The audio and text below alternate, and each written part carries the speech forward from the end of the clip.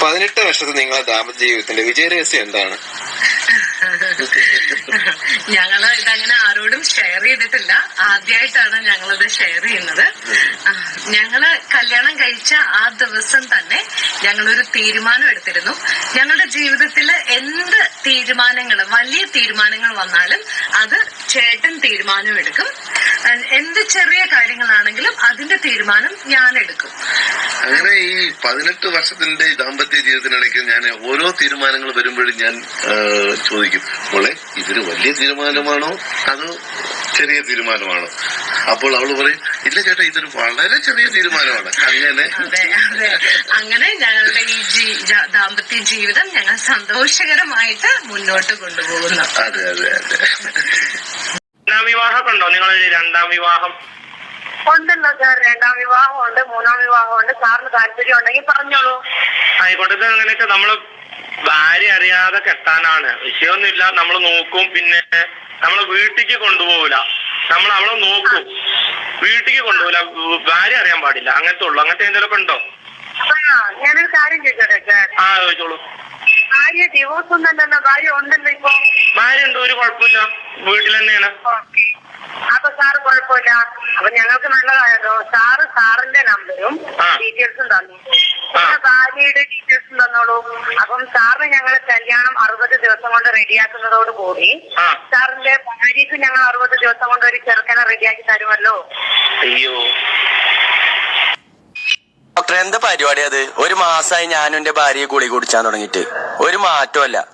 10,000-2000 ഉറുപ്പ്യ ചെലവായത് മിച്ചം. അല്ല, നിങ്ങളെ ഭാര്യനെ ഒപ്പം കൊണ്ടുവരാത്? ഓളോളെ പേരേക്ക് വിരുന്ന് വയ്ക്ക, ഒരു മാസായി. അപ്പൊ ജോ, ഞാൻ എന്റെ പേരയിൽ ഒരു മാസമായിട്ട് ഒറ്റക്ക താമസിക്കണ്. പക്ഷെ ഗുളിക രണ്ടാളും മുടങ്ങാതെ കഴിക്കുന്നുണ്ട്.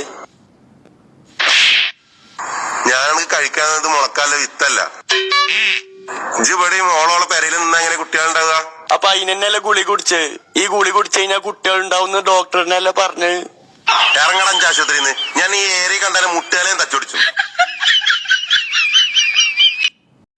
ഹലോ, ഇത് ഓഡിറ്റോറിയം അല്ലേ? അതെ. ഈ ആഴ്ച അവിടെ ഏതെങ്കിലും കല്യാണം ഉണ്ടോ? ഉണ്ടല്ലോ. എന്നാണ്? വ്യാഴാഴ്ച ഒരു കല്യാണം ഉണ്ട്. നിങ്ങൾ എവിടുന്നാ? ജ്വല്ലറിന്നാണോ? ഏയ് അല്ലല്ല, ഞാൻ ഈ കല്യാണത്തിനൊക്കെ ഫുഡ് കഴിക്കാൻ പോണ ആളാ. ഓസിക്കോ?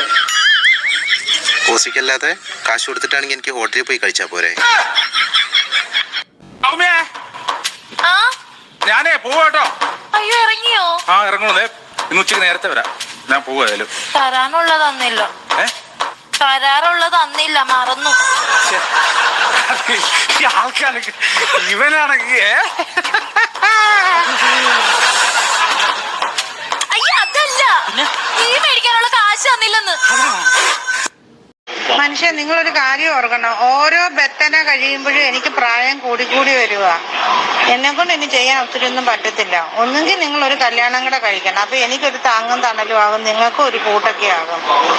അത് കഴിയുമ്പോ ഞാൻ അടിച്ചു വരുമ്പോ ആ പുള്ളിക്കാരത്തേക്ക് തുടയ്ക്കാം, അല്ലെ ആ പുള്ളിക്കാരത്തേക്ക് തുടയ്ക്കുമ്പോ എനിക്ക് അടിച്ചു വരാം. ഒന്നുമില്ലല്ലോ മിണ്ടിയും പറഞ്ഞും വഴക്കും കൂടിയൊക്കെ ഇരിക്കാമല്ലോ. നിങ്ങളൊന്ന് ചിന്തിയിട്ട് കേട്ടോ. അതെ, എല്ലാരും ചോദിച്ചു തുടങ്ങി. അതല്ല, അമ്മായിയും കുഞ്ഞമ്മയും വല്യമ്മയും ഒക്കെ ചോദിക്കണ, കല്യാണം കഴിഞ്ഞിട്ട് ഇത്ര നാളായാലും എന്തിനാ വെച്ച് താമസിപ്പിക്കണേ? എടി, അമ്മായിക്കും കുഞ്ഞമ്മയ്ക്കും ഒക്കെ പൊത്തിയുണ്ട്, അതുപോലെ ഇല്ലാതെ പോയില്ല നിനക്ക്. ഞാൻ മാത്രം വിചാരിച്ചിട്ട് കാര്യമുണ്ടോ? ചേട്ടനും കൂടെ വിചാരിക്കണ്ടേ? 24 മണിക്കൂർ ആ ചിന്ത മാത്രമേ ഉള്ളൂ എനിക്ക്. എന്നിട്ട് എന്താ ചേട്ടൻ പണിക്ക് പോവാത്തത്? പണിക്കാ? പിന്നെ പുരുഷൻ ചെയ്യുന്ന ഏത് ജോലിയും സ്ത്രീക്കും ചെയ്യാൻ കഴിയും. പൈലറ്റുമാരായ സ്ത്രീകളില്ലേ, ബഹിരാകാശത്ത് പോയിട്ട് 4 മാസം താമസിച്ച് തിരിച്ചു വന്ന സുനിത വില്യംസ് പെണ്ണല്ലേ? ഒക്കെ സംഭവിച്ചു. ആണായ ഞാൻ ചെയ്യണ ഒരു നിസ്സാര പണി പെണ്ണായ ഇജ്ജ് ചെയ്യോ? എന്താ സംശയം? എന്നാ ചെയ്യും.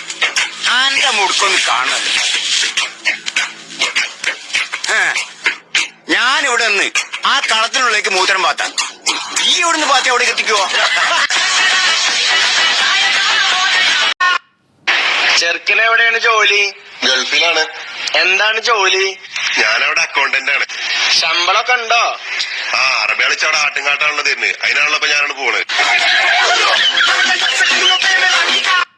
ഈ +2 പ്ലസ് 2 പഠിക്കുമ്പോഴല്ലേ നിന്റെ ജീവിതത്തിലോട്ട് ഞാൻ വന്നത്. അപ്പൊ നിന്നെ വേറെ ഷിബു പ്രേമിച്ചോണ്ടിരുന്നില്ലേ? എനിക്ക് എന്തെങ്കിലും സംഭവിച്ച നീ അവനെ കല്യാണം കഴിക്കണം. ഞാൻ കഴിച്ചോളാം. അവൻ ദുബായിൽ എവിടെ ഉണ്ട്? അത് എനിക്കറിയാം. പുള്ളിയുടെ നമ്പർ എന്റെ ഉണ്ട്. നമ്പറൊക്കെ ഉണ്ടോ? 8 വർഷമായി ഇതുവരെ ഒരു കുഞ്ഞിക്കാല് കണ്ടിട്ടില്ല. ഞങ്ങൾക്ക് കുട്ടികളില്ല. 8 വർഷമായോ കല്യാണം കഴിഞ്ഞ? നിങ്ങള് ദുബായി പോയിട്ട് എത്ര നാളായി? വായ്പെട്ടിട്ടുണ്ട്. എന്നിട്ട് പിന്നെ എപ്പോഴും തിരിച്ചു തന്നെ? ഇന്ന് രാവിലെ എത്തിയുള്ളൂ. നേരിട്ട് ഡോക്ടറെ കാണാൻ വിചാരിച്ചു. 8 വർഷം. ആ മീൻകാരനെ കണ്ടിട്ട് എത്ര ദിവസം? നിനക്ക് മീൻകാരനെ കാണാതെ ഉറക്കം പറഞ്ഞില്ലേ? അതല്ല, പിന്നെ അവൻ നല്ല ഫ്രഷ് മീൻ 5-10 രൂപ കുറച്ച് എനിക്ക് തരാം. ഇതാണ് പെണ്ണുങ്ങളെ കുഴപ്പം. എടി വീട്ടിൽ 5-10 പൈസ കുറച്ച് തരണവന്മാരെ വേണം സൂക്ഷിക്കാൻ. അവന്മാരൊക്കെ വേറെ എന്തോ ഉദ്ദേശമുണ്ട്. പിന്നെ ചേട്ടൻ കല്യാണത്തിന് മുമ്പേ ആരെങ്കിലും പ്രേമിച്ചിട്ടുണ്ടോ? അയ്യോ, ഞാൻ ആരുടെ മുഖത്ത് പോലും നോക്കത്തില്ല. മുത്ത് വല്ലവരും പ്രേമിച്ചിട്ടുണ്ടോ? പാവം, ചോദിക്കണ്ടായിരുന്നു. നാണിച്ചങ്ങിരിക്കുക. പറ മുത്തേ. എണ്ണം തെറ്റിക്കല്ലേ?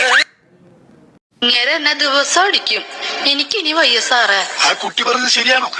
അതെ സാറേ, എന്തെങ്കിലും ഞാൻ പറഞ്ഞ ഇവിടെ അതിൽ കയറി പിടിക്കും. പിന്നെ അത് വലുതാവും. അവസാനം അത് അടിയിൽ കലാശിക്കും.